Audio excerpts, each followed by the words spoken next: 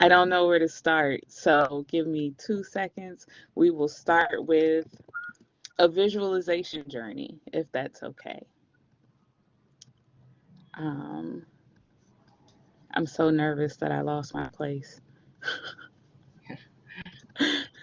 Don't be So nervous. Yeah. I try my best not to be, but I am. It's just a thing.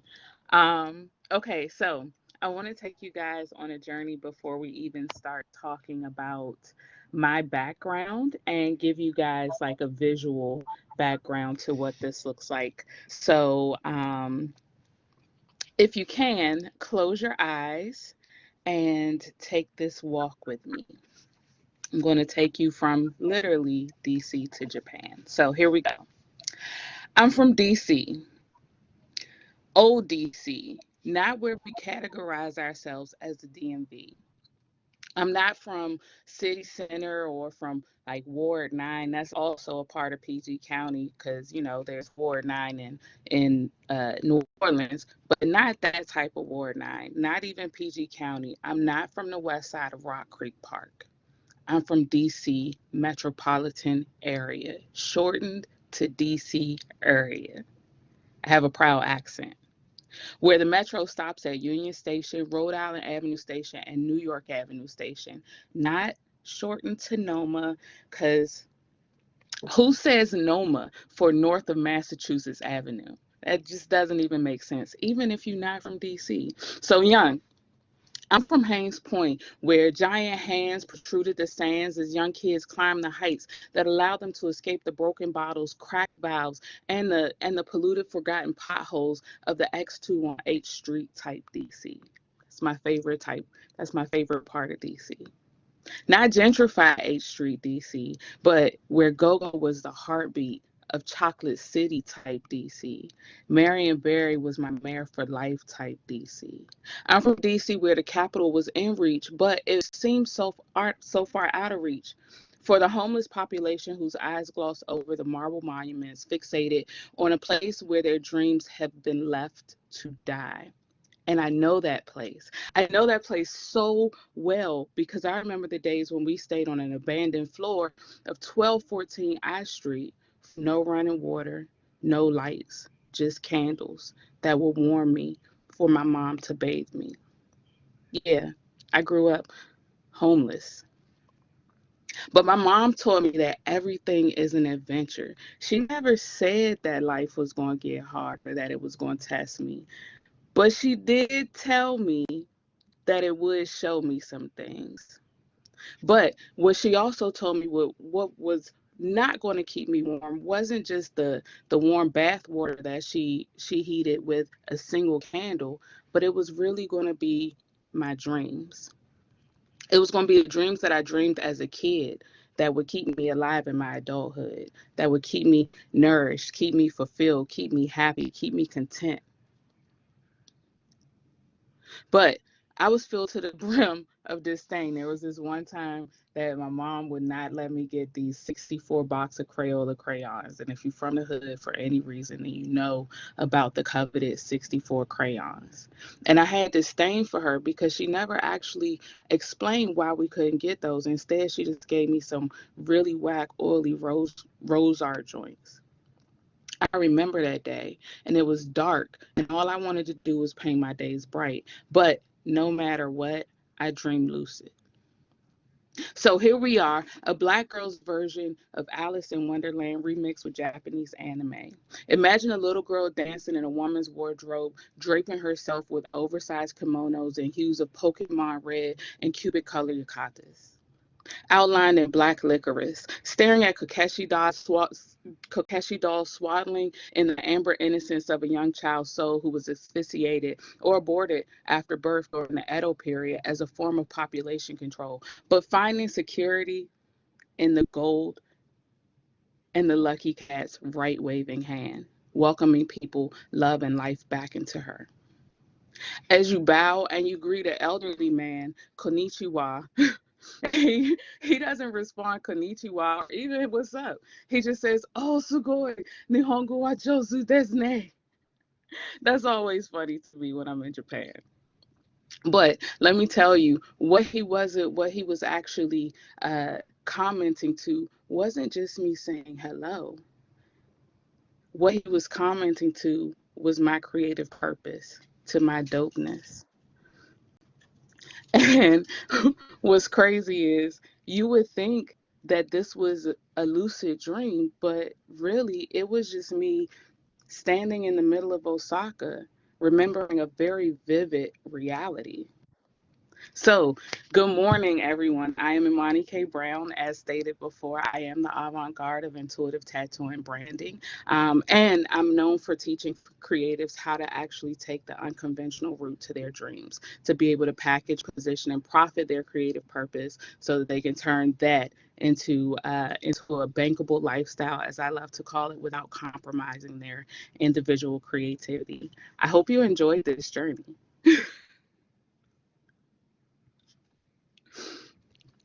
Okay, so we're back. We're back. We're back in we're back in DC in my closet, and I am ready for you to fire off any questions and what we want to talk about. You and your son. Okay, Imani-san, could you tell us about your work as an artist, as a tattoo artist, how you started? Sure. Yeah, so I'll be 20 years a tattoo artist next year. In August, we are now taking a journey to being a master tattoo artist. Um, let's see, I started actually as a self-harmer. So I started getting tattooed as a way to cope with negative emotions, negative self-talk, and all of that good stuff. Well, not good in the literal sense, but all of those things. And then I ended up asking a gentleman who used to tattoo me about an apprenticeship. I didn't want to actually tattoo. I just wanted to know what I was letting him do to me. And he specifically said that he would not apprentice a black person, let alone a woman. And I said, okay, with the biggest smile. Like it was like a challenge. And I was able to find an apprenticeship with a black man and start my journey. He told me to come into this shop, see what I had, and we would go from there. And I guess he kept me. I spent 12 years managing his tattoo shop that he opened. And then um, as I started attracting more people of like the same type of walk of life I'm from, so the same type of people who were hurt, looking for healthier ways to cope through tattoo, things like that. It led me to opening my studio, which is a little ink play shop. Do you remember the first time you tattooed a person? Oh yeah. So What was the what was the experience like? Was it scary? oh, it was scary for me. Him, he was fine. so so traditionally in tattoo, you have to tattoo. You're supposed to tattoo the person, or you're supposed to tattoo yourself before you tattoo another person. And this guy I was in business with, we were partners, and he came in the shop one day and he was like, I want to get a tattoo. And he was talking all this junk, and I was just like, yeah. And I went with it, thinking, I was just going to like consult with him, but I wasn't going to be able to actually do the tattoo. And then I asked my tattoo master, like, really proud, and I was like, yeah, so Damien wants this tattoo. And he was like, okay. And I was like, so let me know when I can do it. And he was like, you can do it right now. And my heart sank because I wasn't ready.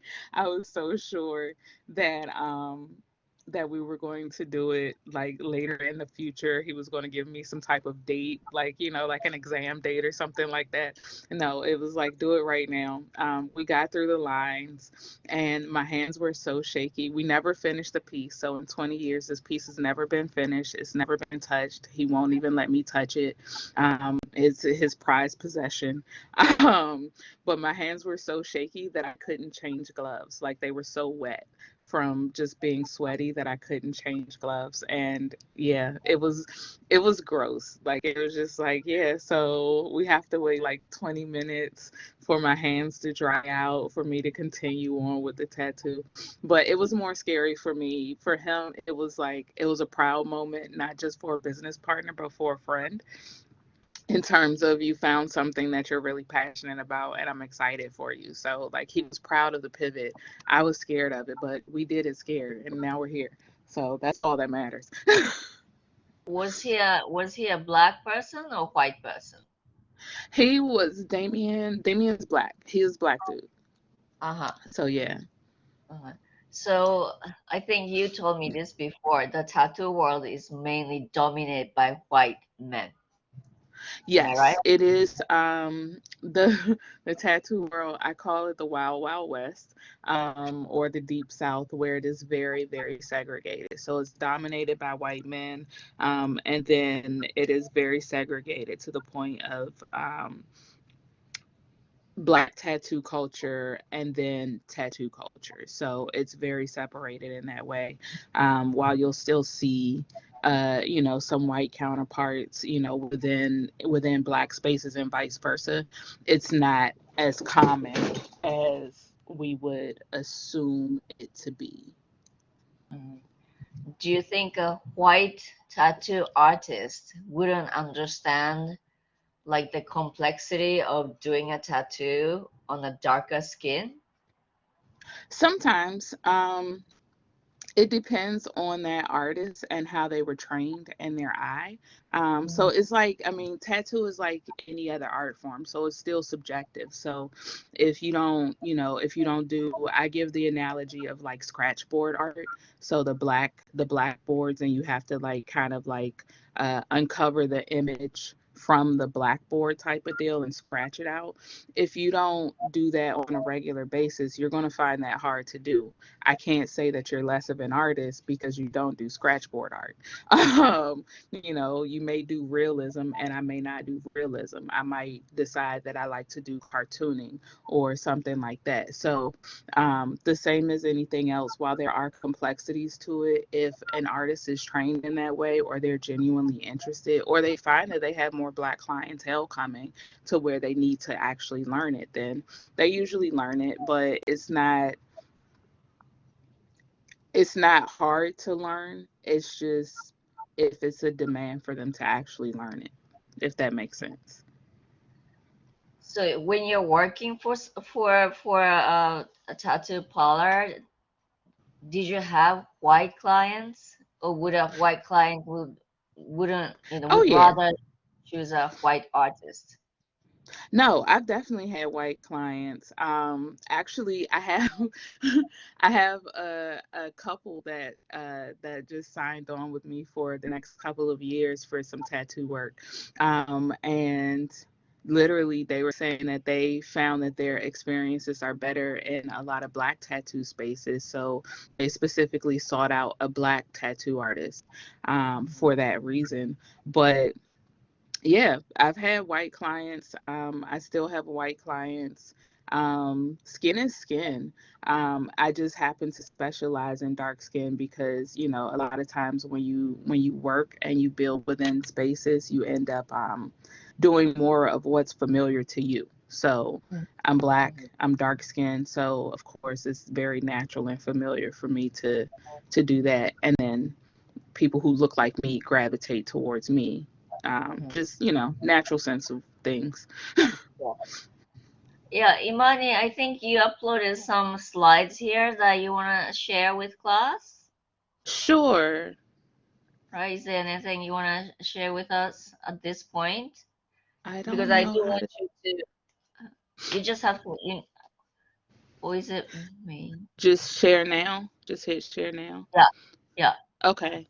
So these are some of my memories from actually being in Japan.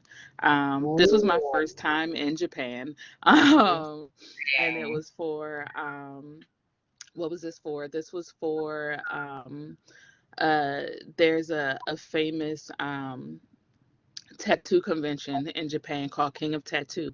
So this was one of the body art judgings that they did for King of during King of Tattoo, and this will be the very first time that I was in Japan, and I specifically went for the convention. So I went for like vacation, quote unquote, but the vacation was still centered around tattoo and seeing more of like Japanese tattoo culture. I like more of like the styling of tattoos and how tattoos aren't just like stuck on you, but it's more like clothes. And even before I became a tattoo artist, like that's what stood out to me. And Black people don't always get that. So I've always wanted to be able to impart that as something as opposed to just getting a tattoo, like really styling your body. So when you take your clothes off, you still look like you have clothes on and it looks like it's just another layer of you. So Yeah, that's King of Tattoo. yeah, Hmm? imagine now that you're sharing this incredible picture with us. Maybe I'm really fascinated by these images as well. But Hmm. can you explain like the social meaning of having a tattoo within a Japan context, which is a bit different from the American context? You Yeah. know,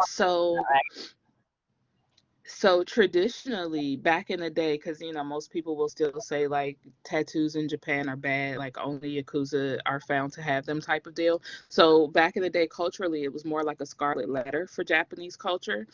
So if you were a criminal, you got tattooed. And Japanese or yakuza and other Japanese criminals just kind of like made it more of like their own. I find that very powerful as a Black person, and I always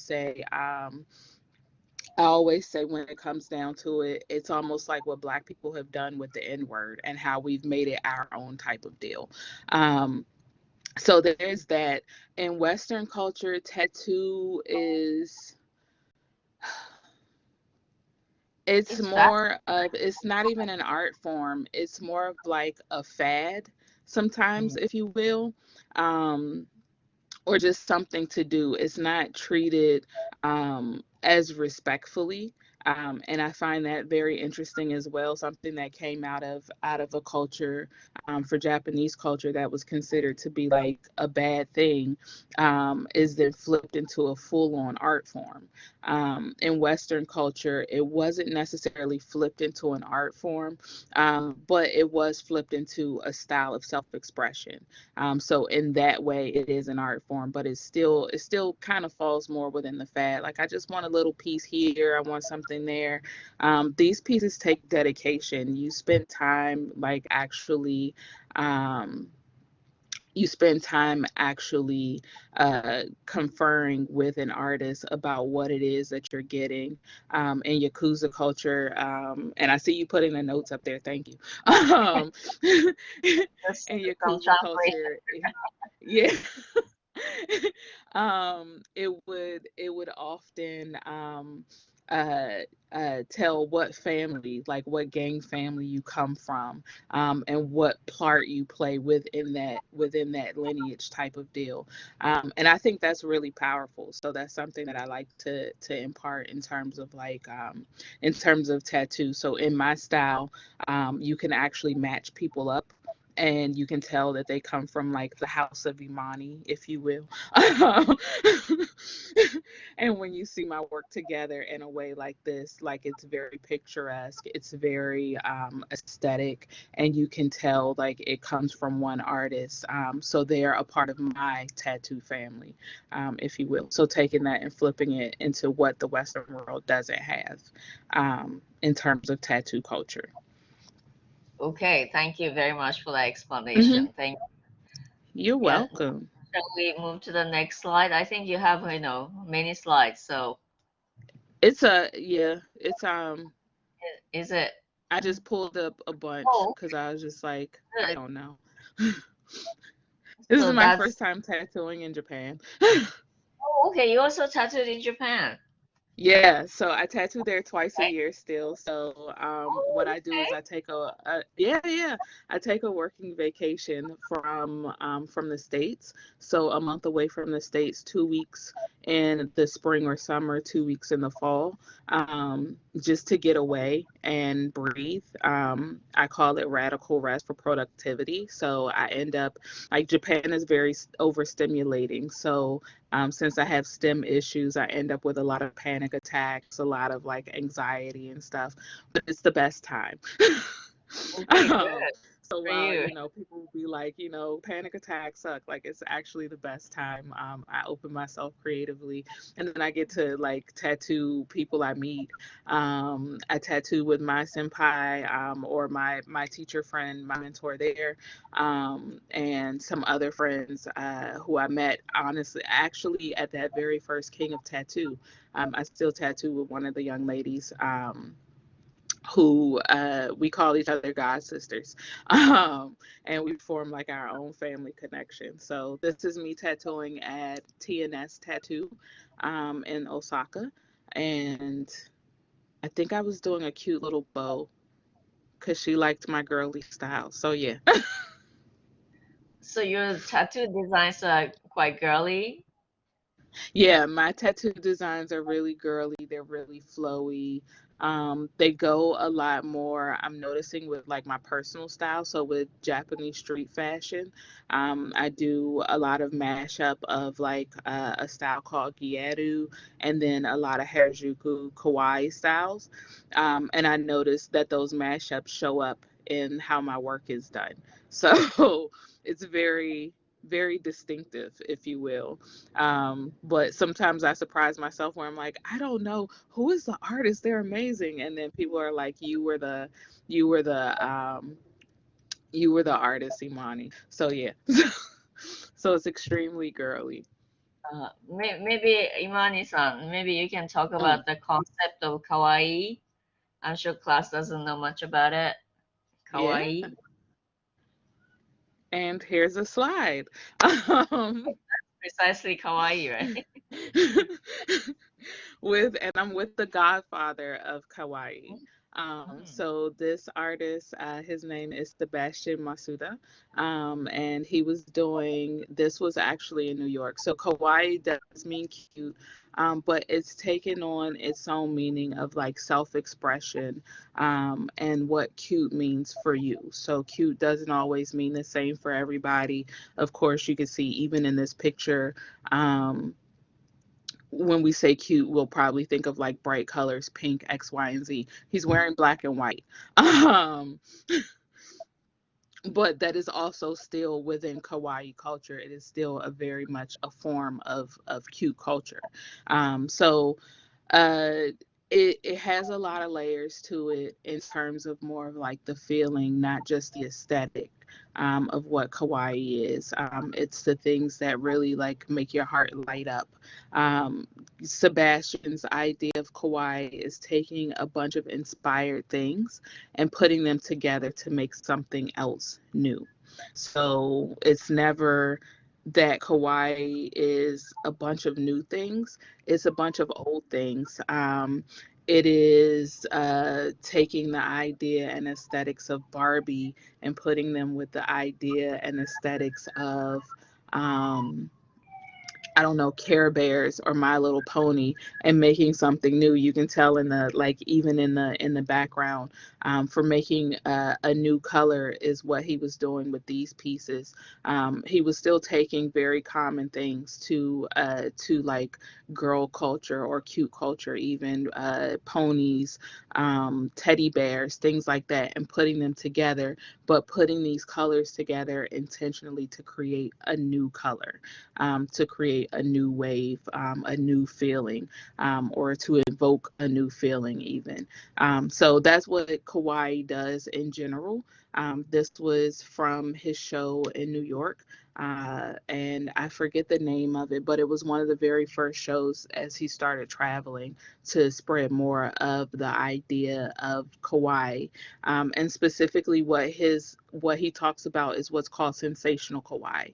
So sensational, can either be, it's a dichotomous word, so it can be good or bad, ugly or cute. Um, either way, it invokes a strong feeling. That's the idea of sensational. So if you put sensational in front of kawaii, invoking a strong feeling of cuteness. That's generally what the idea of kawaii is. So whatever your strong feeling of cute is, whether it's for that moment or for a lifetime, then you invoke kawaii that way. He does it with colors. I do mine with how I style, and mashing up more of the street fashions, the Japanese street fashions with DC street fashions. Imani, can you talk about the Mhm. name of your brand? Sure. Actually, yeah, I can. Yeah. So I Puke Kawaii. yeah, so I Puke Hawaii is actually my pen name. My brand is Shop Gal. But I'll tell you about both of those. I Puke Hawaii, there was a time when I started doing Japanese street fashion, where somebody was like, "You don't do this every day, but when you do it, you sure puke cuteness." And I was like, "That's it. That's that's what it is." Because while I do dress and style every day, it's not always recognizable Japanese street fashion. I'm not always over the top. Sometimes it's really just in like the brand and things like that. So a lot of times I look normal, but also I stand out in American culture. So so people don't know where to place it. But when I do get what's called OTT or over the top, when I do get really done up and things like that, then that's where you say I puke kawaii. I now have friends who say like we'll interchange it from I puke kawaii to I puke gyaru, since that's in gyaru subculture. Gyaru means gal, and that's a whole other neighborhood next to Harajuku, but uh yeah, next to Harajuku, but not within the Harajuku kawaii styles. So with that subculture, mashing those together, or if I do gyaru, then my friends will be like, again, I don't do it every day because gyaru is more about makeup, and I don't even play in makeup like that. I only do it for gyaru. But with that, being able to say like I puke gyaru, I puke gal, the same way we would say like I puke kawaii. So that's pretty much that name in a nutshell. It is my pen name. I use it as my artist name often, and usually when you find me on socials, you can find me all the time under I puke kawaii. It's the name is probably like 13 or 14 years old, almost as old as my tattoo career. And then Shop Gal is my personal brand. It is an apparel and tech brand. And with that, Shop Gal is I'm gonna correct you right here, Yunya. Yunya son, just really All right. quick. It's shop. Shop is Shoppe. It's spelled the French way, and gal is GAL. So I give homage to being connected to French culture. Hi. I give homage to being introduced to French culture and Japanese culture within the same title. Um, those are the two cultures that I actually experienced before even ever leaving the hood, being able to like go out and do anything or anything like that. I was first introduced to Japanese culture and then the French culture. Oddly enough, I work in a French Japanese shop in Japan when I go tattoo there. Artemis Tattoo is in Japan, and it is owned by a French gal. So seeing those things come full circle, I decided to name my now personal brand Shop Gal. Um, yeah, and of course Gal, because Gyaru is my style. Then I end up putting Gal on the back end, so it not just alludes to Japanese subculture or Japanese street fashion in general, but specifically to Gyaru, and being Gal. So those are the two names. So Imani-san, do you want to talk about your brand? Is it, yeah, it's a clothing brand, am I right? Oh yeah. So Shop Gal is the clothing brand. I don't have any pictures um of of Shop Gal. Hold on, let me see if I can find some right quick. Mm-hmm. Um but it is it is a whole self-expression brand for authenticity, so people can help develop their authenticity. It is based off of the street fashions. um, It is based off of Kauai street fashion specifically. In Kauai, there are a ton of street fashions, subcultures that exist in there, but mine are specifically off of a fashion called Fairy K. Fairy K pays homage to 80s and 90s girls' aesthetics, specifically within the Barbie realm. My Little Pony, Care Bears, uh, what else? What else? There are a few others that Fairy K lends itself to. It is a pastel type of vibe, and when you add black and white polka dots to it, it's called Fancy K. And K, just so you guys know, just means style. So KEI means style. Um, so yeah. Okay, any other slides you want to share with us?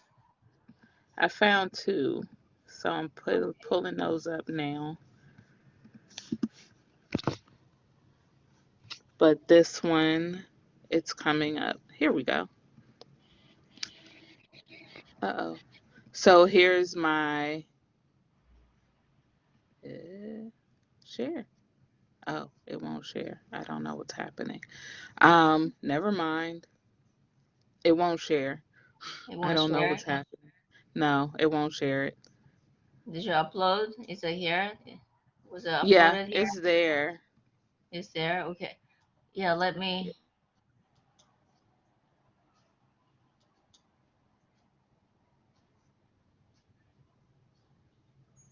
Oh, okay, not this. That's you in Japan. Yeah. No, but that's a very big picture of me. Oh, okay. It's okay. Let me see if I could do it this way. I think it's because it was a But you have a nice dress on here. Is this your brand? no, that's just a cat dress. I don't know where I got that from, actually. Yeah, talk about cute. It's cute. As you Yeah, guys you. can see, I love cats. Um, so Let yeah, me. here we go. Here is my brand. It's coming now. Yeah, I Oh, let you that's continue. from Doraemon Museum. Okay. Here we go. All right. So this is my brand. Okay. So taking the idea of like a girl's aesthetic, but Mhm. making it really adult. Um, so what that looks like in terms of like girls growing up type of deal.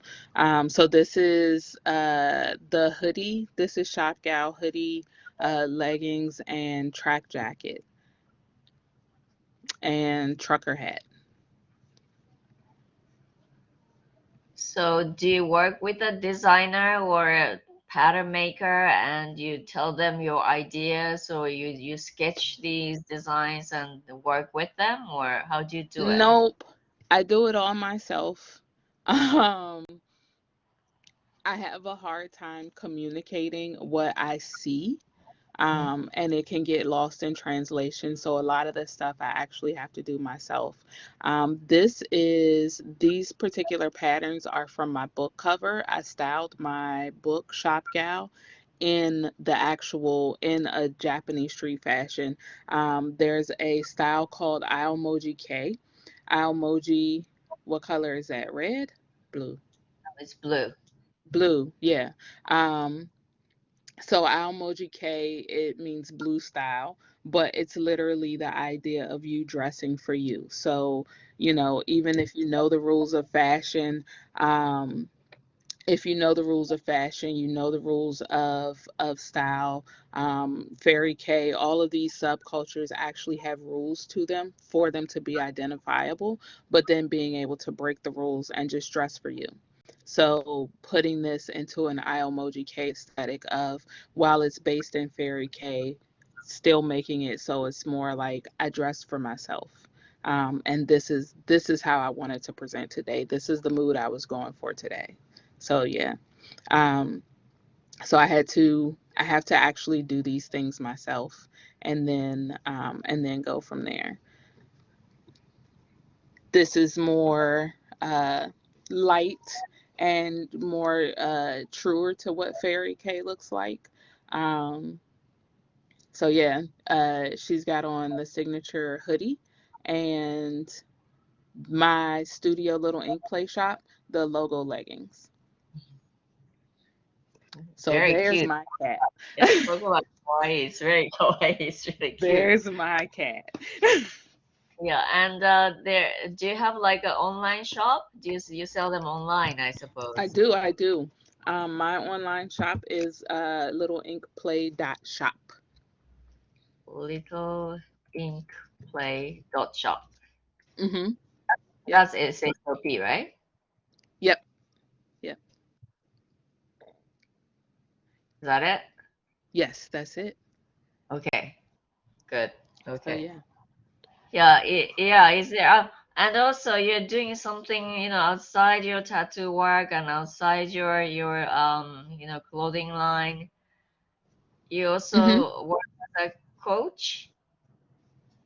Yeah. You So I you coach am. branding, you lecture on branding and something like that.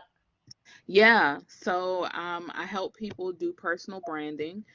So that they can actually build what I call create what I call a bankable lifestyle. So literally being able to get paid from your existence, from your creative ideas and the things that you find brilliant that you're just like, no, this lights me up and I want more of it. So that you don't have to leave that space of I want more, please. Um, so I do help people actually create profitable personal brands, and they can be I won't say that the ideas can be extremely whimsical, but they can be whimsical ideas that most people are they believe in the idea, but they're unsure how to make money off of it or how to organize their ideas, so that they can actually build a business off of it. One reason why I had to actually correct in terms of the naming is because my personal brand was ipukawaii.tattoo, and now that's my business brand, which is Little Ink Play Shop. So being able to actually take people on that same journey where they can have a personal brand, and if they want, they can change it into a business brand, or they can keep that going and build a business brand alongside it, or even a product brand, which it would be apparel or anything like that. Being able to build alongside it, and reach your first six figures, because everybody wants to be able to have money so they can do more awesome things. Yeah, all the FIT students eventually want to create their own brand. Yeah. So, yeah, I'm sure, they need your advice. Yes, please. I mean, if any of you guys want, I actually have a master class. My premier master class is tomorrow, at 6 p.m. So I'll be talking more about personal branding and how to create a profitable personal brand. And we're talking from the four mistakes that every creative actually makes that would normally keep them broke. Mhm. Yeah, if you can send me a link, I can share it with class, Okay. or, or you can put it there in the chat box, or send it to me Uh, later if you don't have the I don't link. know where the chat box is. Oh, it's at the bottom. You see that purple thing at the bottom right with the Ah, X mark, okay. and Got it. click that. You see chat box on the left. Got it. Okay. Okay, I'm dropping the link now. There we Perfect. go. Yesyoume.com. Hmm. Okay. Yeah, before So we yeah. go to Q&A, if there's other slides you want to share with us, Imani, No, what I I think think those are good. I think that's we're good. good. I don't know if anybody had any questions. Yeah, class, you have questions to ask? Okay, Marley, please. Did you ever get any backlash for being so into, is it Japanese culture? Is that where it Hmm. stems from? Yeah. Hmm. Did you get any backlash from that?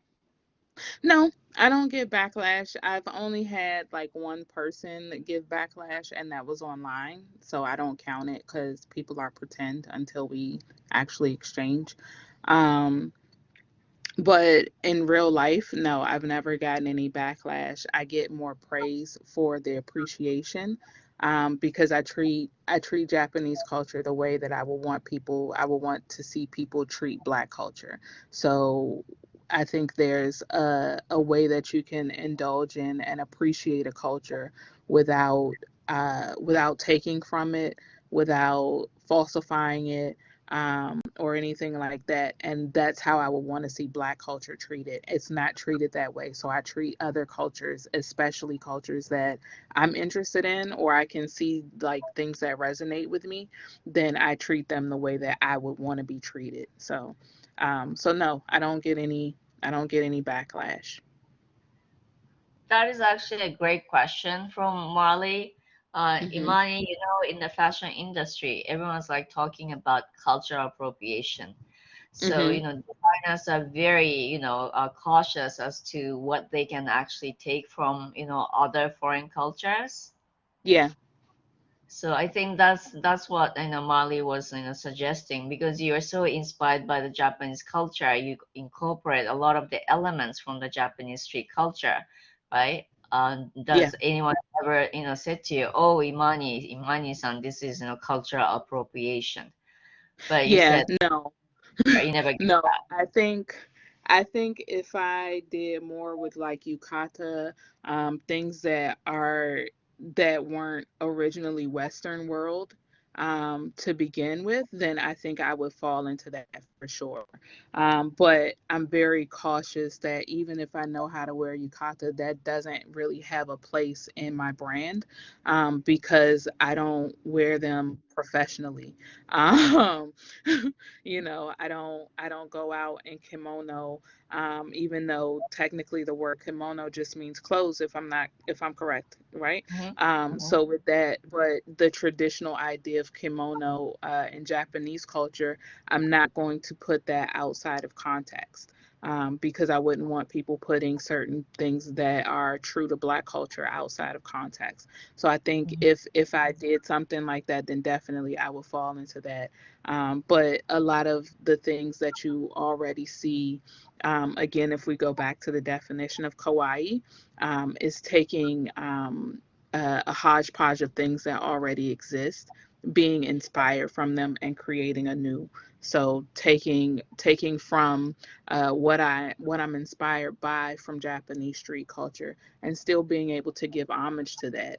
I think the other thing too is like with designers and such, when you can actually pinpoint what it is within your lifestyle, or um, within a particular segment of your life, to say that I appreciated it this much that I was able to, learn about it, and now I can tell you exactly where it comes from.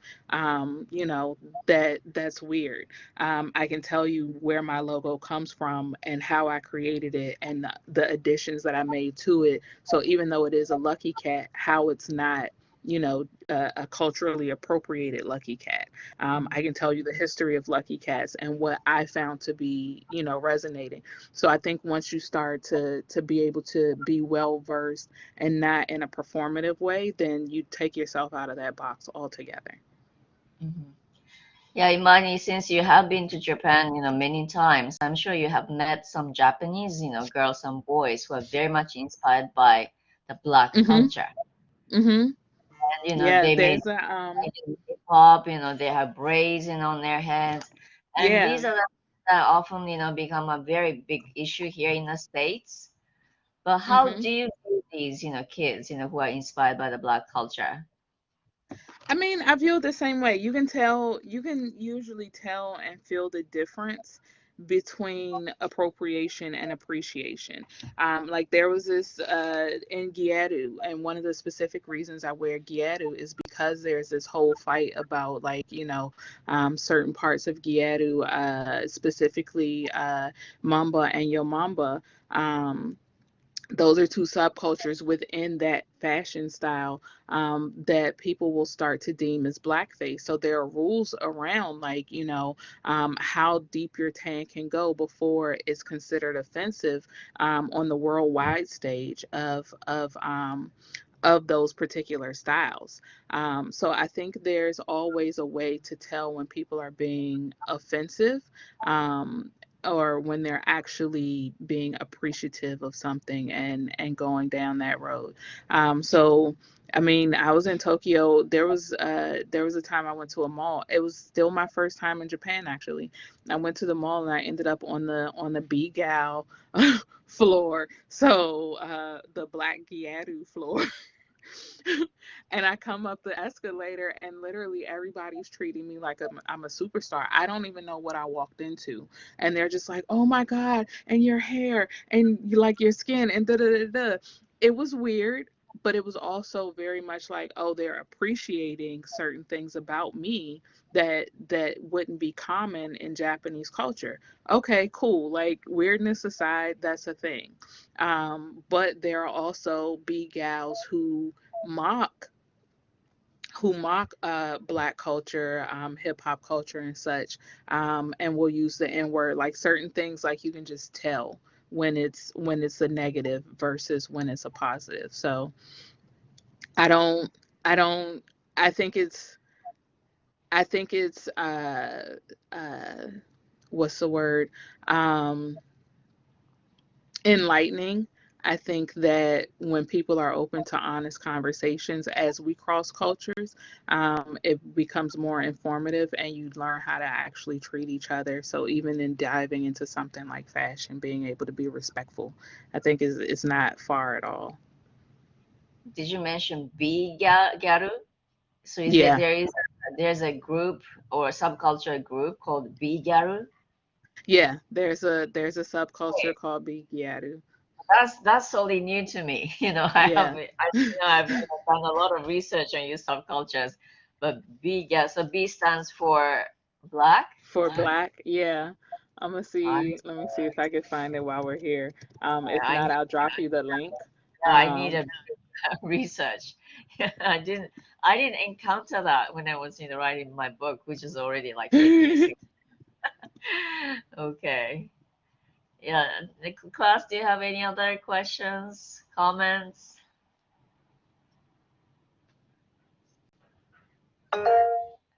Okay, Marley. I'm sorry. I feel like I don't want to ask too many questions, but I find no, myself ask the pretty questions. okay. I find myself pretty similar to you that I'm in a field that's mostly dominated by men and a lot of Hmm. white men. So I know you do a master class, but if you have any like, maybe free advice that you're willing to share now or tips on how to like break into that industry. To break into what industry? What industry are you trying to I'm a break into? DJ. So yeah, it's a lot of the industry right now. There are a lot of female DJs coming up, but it's mostly men and a lot of white men. And I feel like, as you were Hmm. saying, it is kind of segregated right now, where Hmm. there is a culture of black DJs in music than white DJs in music. And I find myself not really, trying to find a place in this industry as a female and a person of color. Got you. The best thing that I can tell you is go where you're celebrated. So, they have that whole, like, you didn't make room at the table for me situation. If there's no room at the table for you, that's not the table for you. And you have to learn to be okay with that. Um, So go where you're celebrated and build your own table along the way. So with that, being able to go where you hold your own, where people respect you, not just like you for your music or for any sets that you could do, but truly respect you as a human, who will treat you the way you want to be treated. One of the best things for me has always been, I call myself the queen among kings, because one of the best things that I've always been able to do is hold my own and garner the respect that I will want for myself from guys. So if you can do that, then you're in. That's really all you really need to do, is be able to hold your own and garner that respect from guys. Don't try and force yourself into spaces where you're not appreciated. That could do a lot more negative than good.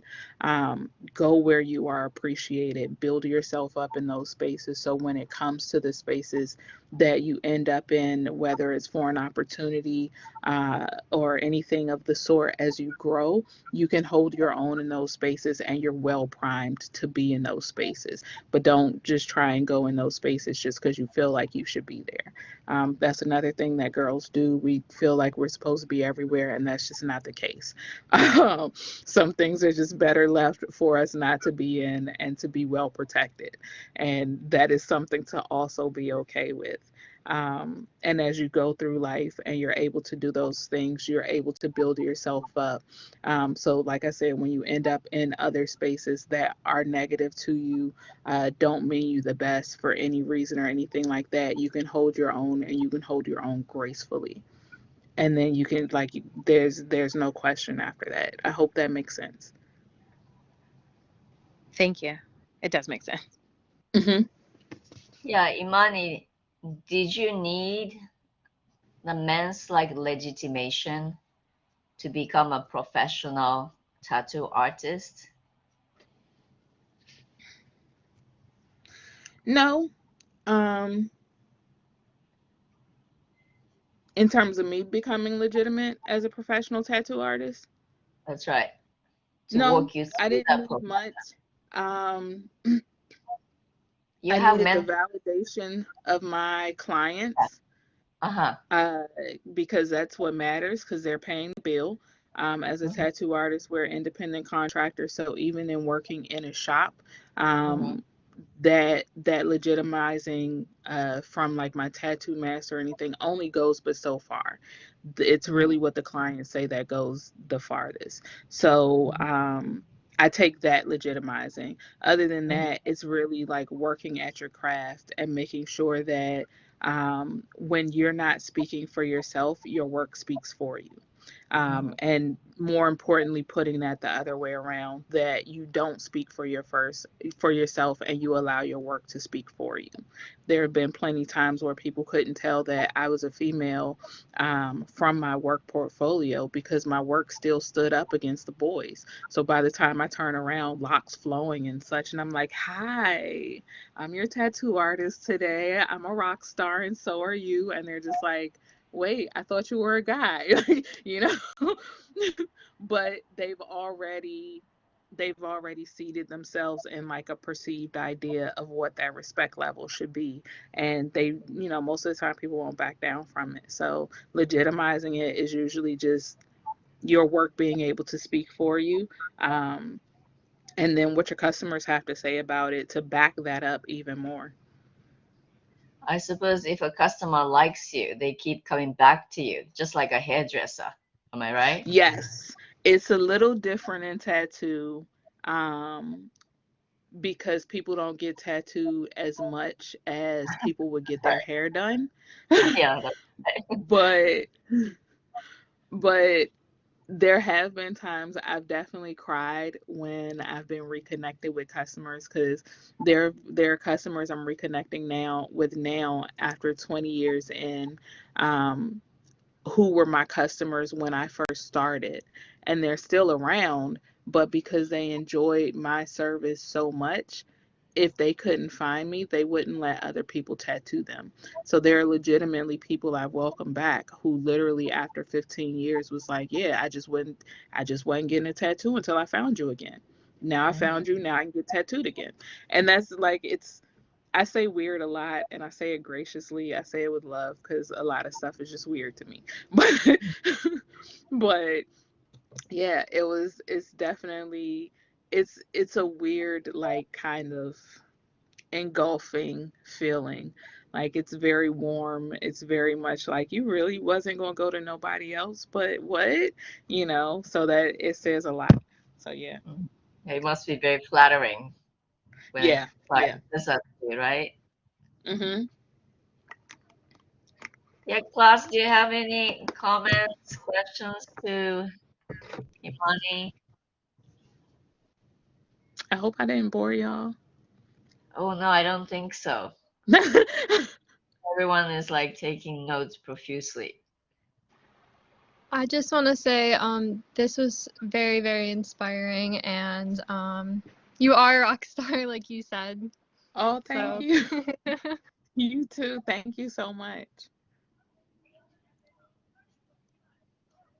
Anyone else? We good? Okay, Imani, I know you are very busy. You have an event tonight, so I don't want to keep you too Yes. long. So thank you so much for coming to my class. It's such an honor to have you. I hope I can Likewise, thank you. Thank I you hope I guys. I can see you appreciate you and your time. in Japan next time. Yes, we're actually working on a retreat for the end of next year.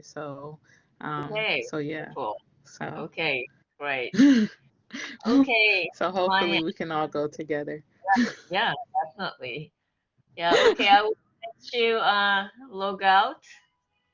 All right. I'll talk to you See you soon.